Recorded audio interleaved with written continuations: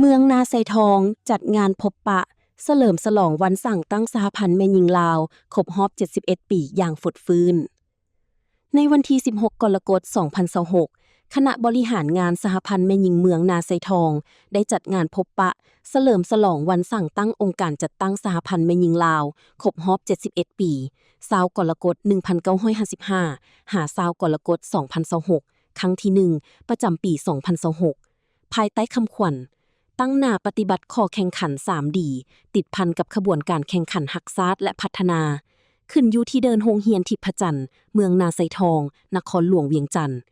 โดยการเข้าร่วมของทานภูวรพงษ์ลาดแก้วรองเลขาคณะพรรคเมืองหัวหน้าคณะจัดตั้งเมืองนาไซทองทานบุญสู้ภวิเศษประธานคณะกรรมการปกครองเมืองนาไซทองพร้อมด้วยบรรดาการนำเมืองพนักงานสมาชิกสหพันธ์แม่หญิงผู้ต่างหน้าจากฮักฐานบ้านโรงเรียนบริษัทและแขกผู้มีเกียรติเข้าร่วมในพิธีทำนางเตียงทองสุริวงศ์ประธานสหพันธ์แม่หญิงเมืองนาไซทองกล่าวว่าการจัดงานในครั้งนี้แม้นเพื่อปลุกระดมจิตสำนึกให้สมาชิกสหพันธ์แม่หญิงและแม่หญิงบรรดาเผ่าได้ระลึกถึงมูลเสื้อประวัติศาสตร์อันสง่าราศีขององค์การจัดตั้งสหพันธ์แม่หญิงลาวพร้อมทั้งเป็นการหัดแน่นความสามัคคีแลกเปลี่ยนบทเรียนในการบริหารธุรกิจเวียกงานหัตถกรรมการปลูกฝังเลี้ยงสัตว์และการสร้างเศรษฐกิจครอบครัวเตียงทองสุริวงศ์คณะพรรคเมืองคณะบริหารงานสหพันธ์แม่หญิงนครหลวงเวียงจันทน์ประธานสหพันธ์แม่หญิงเมืองนาไซทองจุดประสงค์ก็แม่นเพื่ออยากเต้าโฮมความสามัคคีไอ้น้องแม่หญิงของพวกเฮาหันอยู่แต่ละของเขตหากฐานเนาะซึ่งหากฐานองค์การอ้อมข้างเมืองเฮาหากฐานโรงเรียนหากฐานบ้านเนาะและก็บริษัทรัฐวิสาหกิจอยู่ภายในเมืองของพวกเขาเพื่อฮัดแน่นความสามัคคีเนาะระหว่างบรรดาการจัดตั้งแต่ละหากฐานทั้งภาครัฐและเอกชนนี้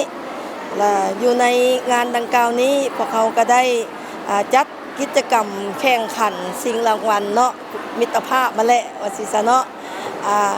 มี8กิจกรรมที่1ก็เป็นกิจกรรมขับลำท้องถิ่นอันที่2แล้วก็เป็นห้องเพลงเนาะห้องเพลงเดียว